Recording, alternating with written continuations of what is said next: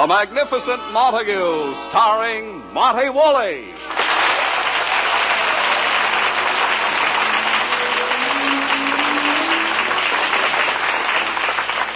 Yes, it's The Magnificent Montague, the Saturday night transcribed feature on NBC's All-Star Festival of Comedy, Music, Mystery, and Drama.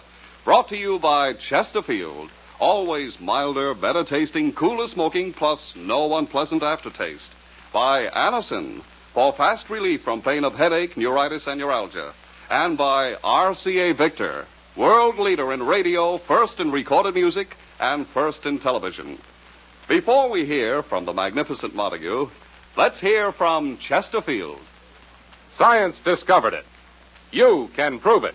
No unpleasant aftertaste when you smoke Chesterfields. The biggest plus in cigarette history. Science discovered this fact. Of all cigarettes tested, Chesterfield, and only Chesterfield, leaves no unpleasant aftertaste. You can prove it. Smoke a pack of Chesterfields. They're always milder, better tasting, cooler smoking. And Chesterfield is the cigarette that leaves no unpleasant aftertaste. That's the biggest plus in cigarette history. Science discovered it. You can prove it. Buy Chesterfields today. And now, the Magnificent Montague.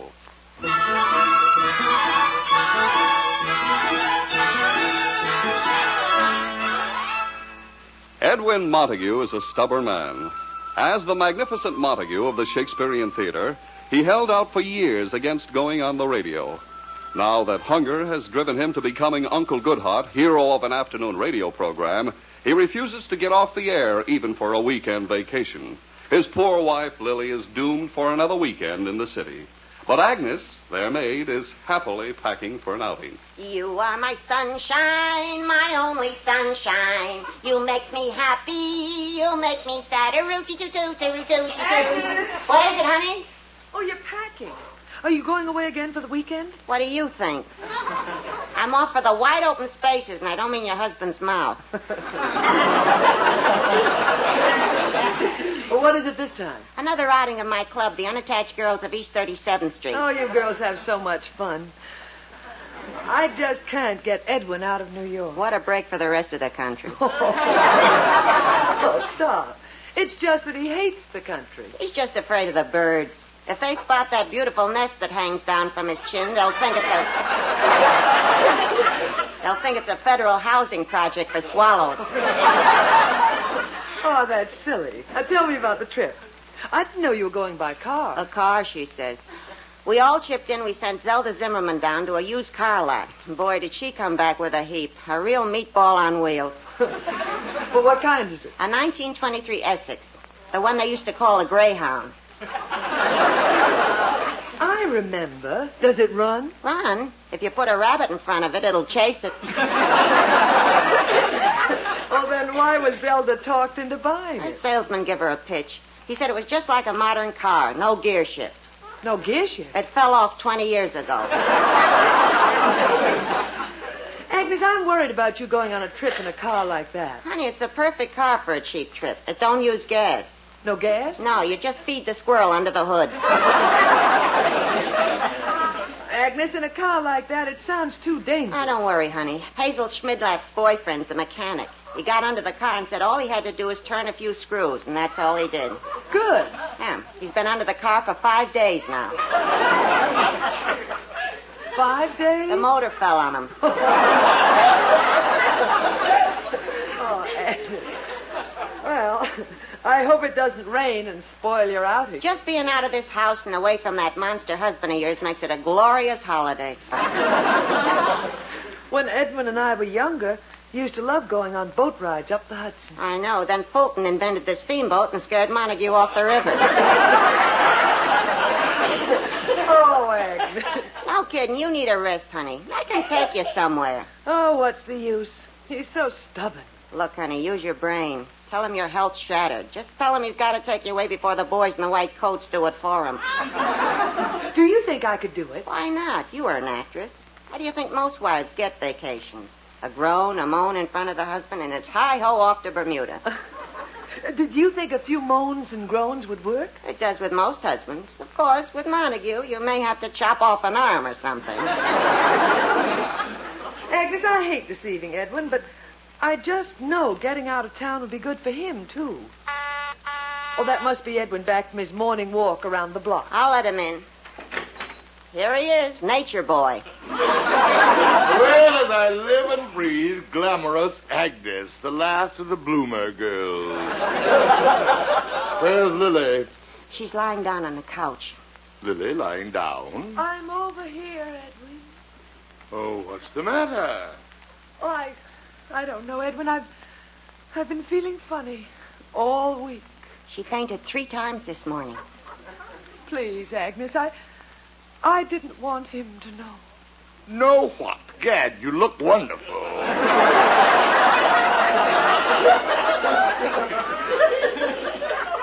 This poor woman needs a rest.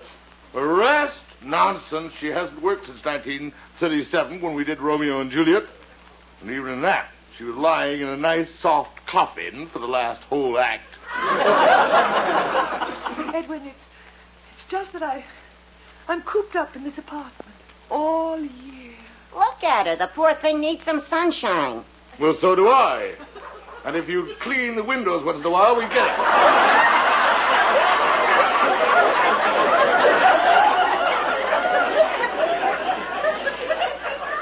Oh, Edwin, my head is splitting. I'm telling you, she needs a change. You're so right. We'll get a new maid. Edwin, I don't like to demand, but perhaps a weekend in the country with fresh air, sunshine, green fields. Sunshine and fresh air. That can kill you, you know. Edwin, everybody goes away for the weekend. You're up now. I thought you were so sick. My weak little wife. Oh, Edwin. Oh, you're horrible. Now, stop bawling. Tragedy was never one of your strong points. Go to your radio broadcast. Go anywhere. I could make it more specific. Agnes, you started it all, this insane weekend nonsense. Oh, will you go to your radio broadcast? Yeah, hit the road. I'm going. Home, sweet home. Be it ever so humble, there's no place like Bellevue. Goodbye. Oh, now, honey. Oh, Agnes, it's not that I particularly want to go away on a weekend, but when I pretended I was sick, you didn't even seem to care. Well, there's one consolation. You married Montague for better or worse, and he can't get worse. Oh, that's Edwin. As usual, when he's been nasty, he's coming back to apologize. The fiend. I'll get the door. Oh, so you've come crawling back. Uh-oh, it's Mr. Zinser, the director of Montague's Uncle Goodhart program. Oh, hello, Mr. Zinser. Oh, hello there, Mrs. Montague. Is Mr. Montague home?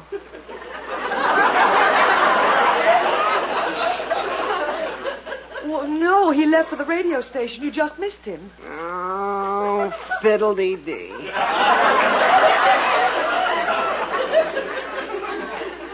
What's the matter, Mr. Zinser? And what have you got in that basket? I'd rather not discuss it, Mrs. Montague. Whatever it is, it's moving. Mr. Zinser, what is it? Please, Mrs. Montague, it's not the sort of thing men talk about in front of women. Come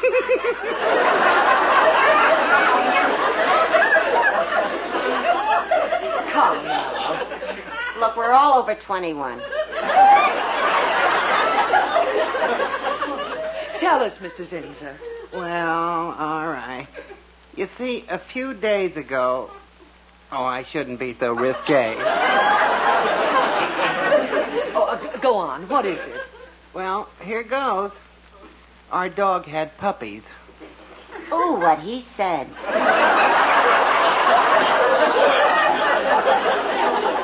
Quiet, Agnes. So that's what's in the basket. A puppy. Oh, quick, let me see him. It's a her. Here, I'll pull back the blanket. Oh, Agnes, look. Oh, isn't she the cutest thing?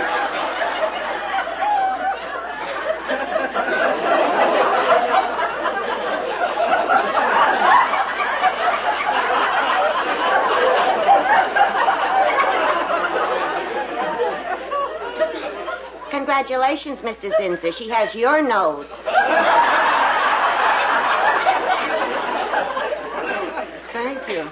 Do you really think so? Oh, look, she's trying to bite my finger.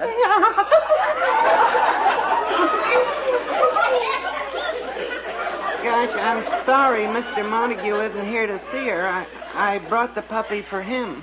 For Montague. Oh, no, Mr. Zinser. Edwin complains if a dog even walks in front of the building. Next to people and children, he hates dogs most. Yeah, I thought Uncle Goodheart'd like a dog in his home. Oh, I'm sorry, Mr. Zinser. It's very sweet of you, but you'd better get it out of here. If Edwin even suspected a dog was in the apartment... Oh, dear. What am I going to do with little Edwina? I have to get to the radio station. I'll just leave her at the city dog pound. There's nothing I can...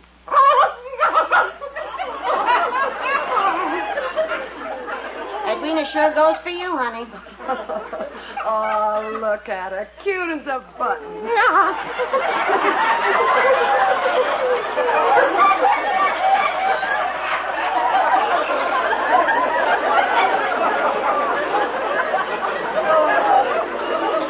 She's licking my hand. It tickles. Come on, Edwina, to the pound.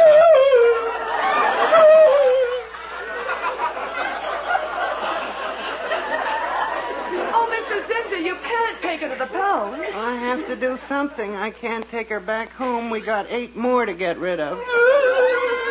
Let's go. Oh, Mr. Zinser, wait. I'll miss the broadcast. Mr. Zinser, leave the dog here. Honey, have you lost your marbles?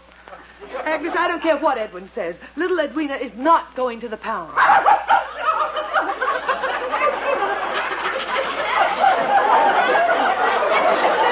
You mean you'll keep the dog?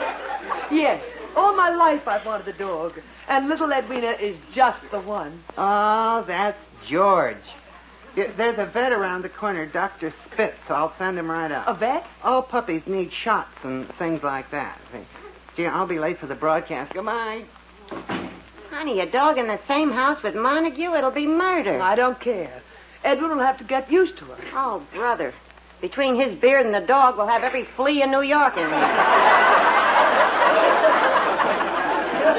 Oh, here, let me hold her.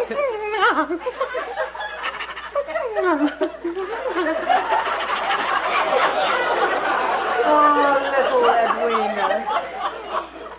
Little Edwina is not going to any nasty old pound. Ah, look at the little sweetheart. Oh, that must be the vet, Dr. Spitz. I'm coming. Will someone open the door? It's Edwin. Edwin? Well, I can't explain to him now. Let me in. I'll hide the dog in the bedroom. Tell him anything, Agnes. Don't let him find out. Lucky Agnes, always in the middle. Coming! What's the idea? Keep you waiting. Where's Lily?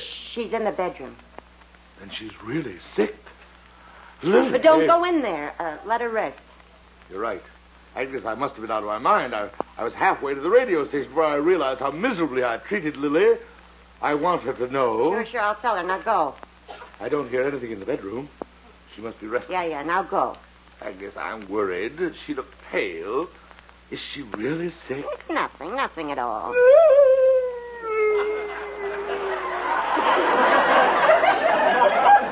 Agnes, listen to her.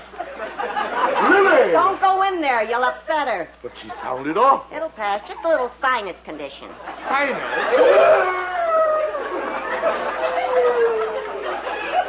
Gad, that's the worst case of sinus I ever heard. Call a doctor. Now, don't worry. There's a Dr. Spitz coming over. Now, beat it. You'll be late for your broadcast. How can I leave at a time like this? Why, she's in horrible pain. I should be at her side. No, you've done enough. Oh, Agnes. Agnes, she complained about feeling ill, and I ignored it. I treated her like a dog. Oh, what a monster I've been. Agnes, I'm going to nurse her back to health. I'll take her to the country for a month. 6 months. Get out. And call me if she gets worse. Agnes, I couldn't keep Edwina quiet. I think something's wrong. Now, don't you start.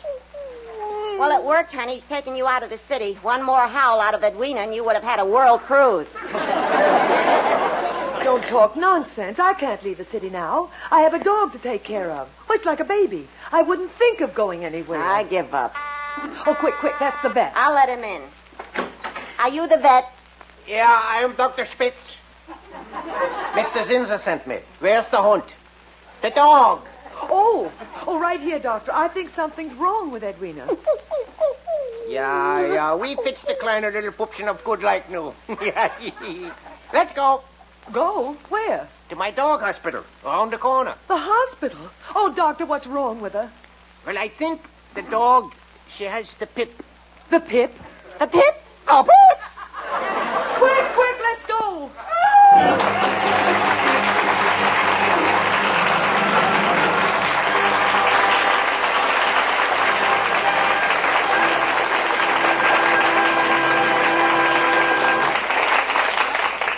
We'll be back with the magnificent Montague in just a moment. First, here's a word from Anacin. Every day you hear more and more about an incredibly fast way to relieve the pains of the headache, neuritis, and neuralgia. It's Anacin. A-N-A-C-I-N. Now, the reason Anacin is so wonderfully fast-acting and effective is this. Anacin is like a doctor's prescription. That is, Anacin contains not just one, but a combination of medically proven active ingredients in the easy-to-take tablet form. Thousands of people have received envelopes containing Anacin tablets from their own dentist or physician, and in this way discover the incredibly fast relief Anacin brings from pains of the headache, neuritis, or neuralgia. So the next time a headache strikes, take Anacin. A-N-A-C-I-N. Anacin in handy boxes of 12 and 30, economical family-size bottles of 50 and 100. Ask for Anacin at any drug counter. And now, back to the magnificent Montague.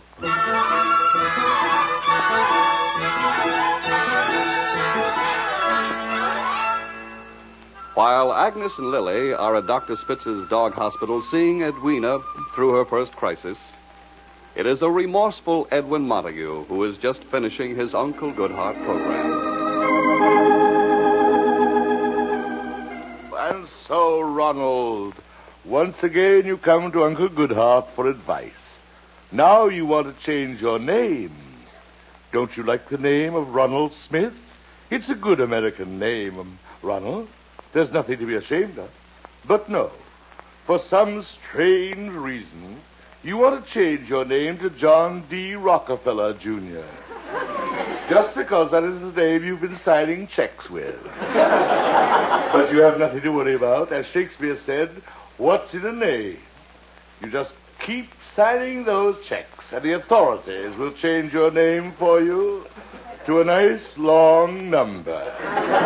So, dear listeners, like Ronald, as the prison gates close on him for 99 years, remember, keep your head high into the sun and light.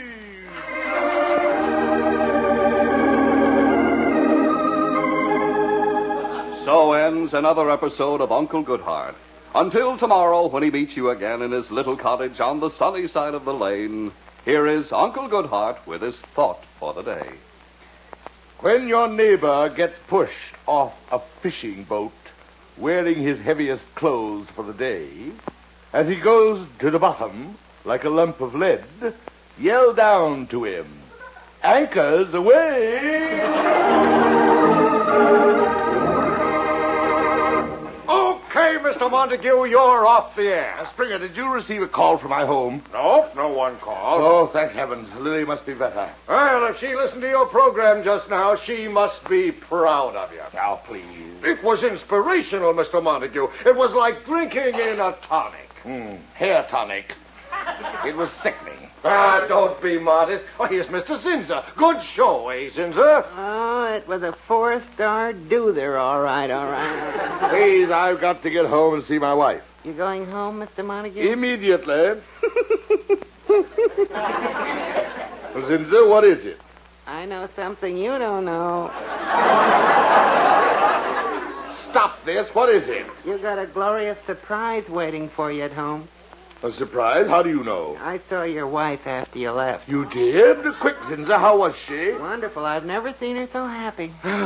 Zinser, that is a glorious surprise. What was it, Mr. Montague? Something wrong with the ball and chain? Yes, I've just got to get her away for a little vacation. She sounded awful this morning. Wives are all the same, complaining all the time. Now, take my missus. Up at 5, doing the laundry, getting breakfast, getting the brats off to school, mowing the lawn, cleaning the house, cooking the dinner, washing the dishes. Or you think all that exercise would do her good? No. Comes midnight, she can't keep her eyes open. She falls asleep in the middle of washing the car. And they say the automobile replaced the horse.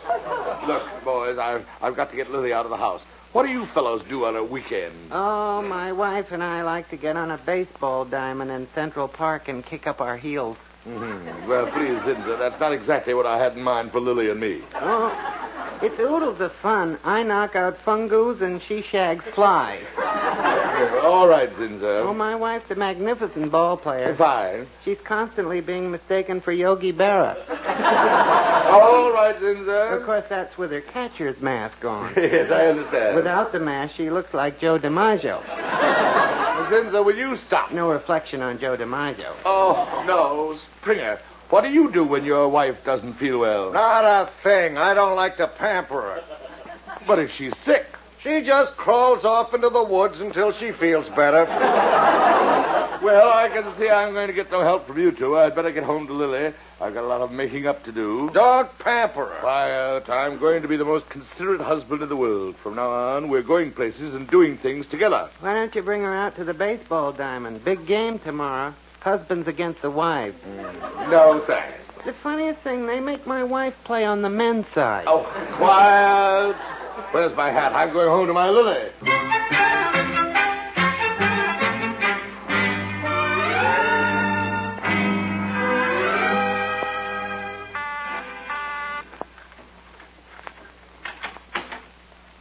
Lily? Lily? Agnes! That's funny. No one's home. At least that means she's well again. She's doing that shopping she said she had to do. God, what a scare she gave me. Those sounds she made. Well, I'll hear them in my sleep. Coming! Oh, the janitor. Any garbage? Look, can you come back later? My wife isn't home. Oh, not yet, huh? Well, I seen her and Agnes rush out with a doctor. With a doctor? Yeah, they said they was going to the hospital. Hospital? What hospital? Tell me. I don't know. Let go of The her. hospital? I hope I'm not too late. Where's the phone? Operator, get me a hospital. Well, how do I know? Any hospital. Call them all. Oh, now what? What is it? You are here, Montague? Yes, but I'm busy. I'm Dr. Spitz. Dr. Spitz. Oh, you're the one? Yeah. How is she? How is she? Well, she was a pretty sick girl, but she's all right now. Oh, thank heavens. Thank heavens. Yeah, she's resting in a hospital. She'll be home in a day or two. Tell me, Doctor. Be frank with me. What was wrong with her? Oh, the usual summer ailments. She was full of worms.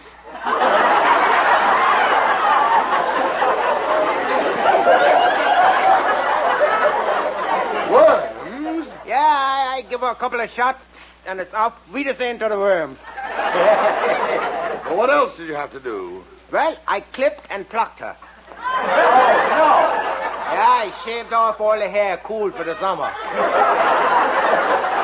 Well, of course, as she always wanted a short haircut. Well, by Jiminy, she got it. Doctor, this is serious. She looked terrible. Oh, she's a beauty now. Looks good, eh? Oh, wait till you see her with her ears clipped. You clipped her ears? Well, she must be crazy to let you do that. Crazy. Not her. She's a smart one. I know. Already you can start teaching her tricks. Tricks? You'll see. In a few weeks you can send her alone. She'll come back with a newspaper in her mouth. Oh, no. What has happened to her? Her mind has gone. Don't you worry. I'll bring her around all right. She'll be all right. I'll get the best nurses to take care of her here. What nurses? All she needs is companionship and love. Yeah, I go bring her home. Poor Lily. Companionship and love. Why does a man find out these things when it's too late? From now on, my life has but one goal. bringing Lily back to normal.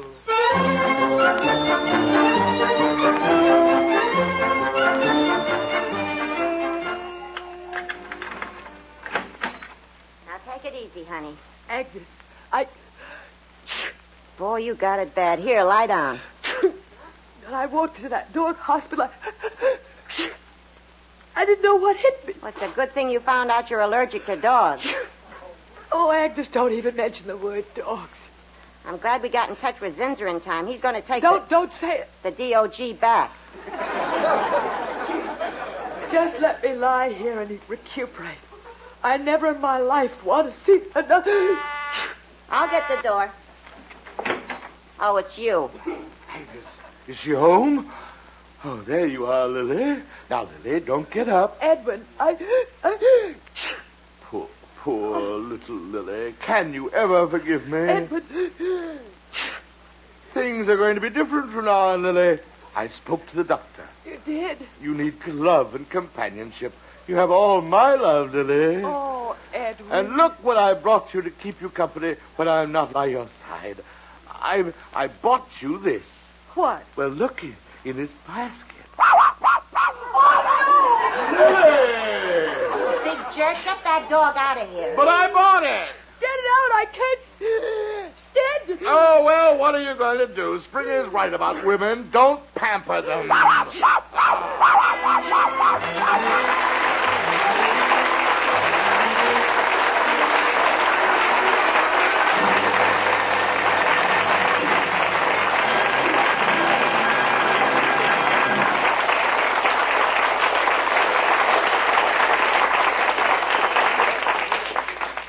Here's a word from RCA Victor.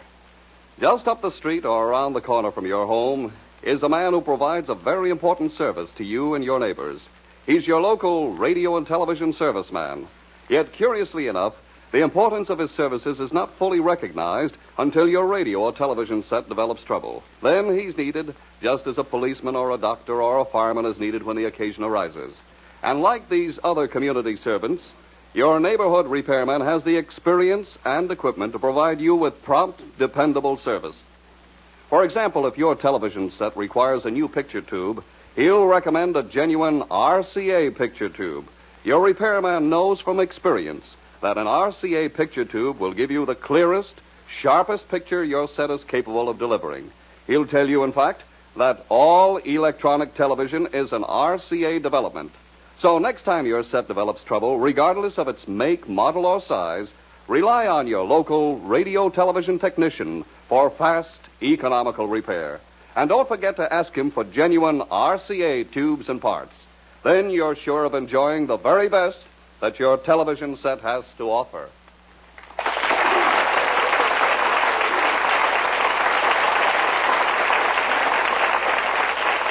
Listen again next week, friends, to The Magnificent Montague, starring Monty Woolley, the Saturday night transcribed feature on NBC's All-Star Festival of Comedy, Music, Mystery, and Drama, brought to you by Chesterfield. Always milder, better tasting, cooler smoking, plus no unpleasant aftertaste. By Anacin, for fast relief from pain of headache, neuritis, and neuralgia. And by RCA Victor, world leader in radio, first in recorded music, and first in television. The Magnificent Montague was created and directed by Nat Hiken and written by Nat Hiken and Billy Friedberg. Ann Seymour was Lily. Pert Kelton was Agnes. Also heard on tonight's broadcast were Art Coney, Johnny Gibson, John Griggs, and Frank Milano. Jack Ward was at the organ. This is Don Pardo.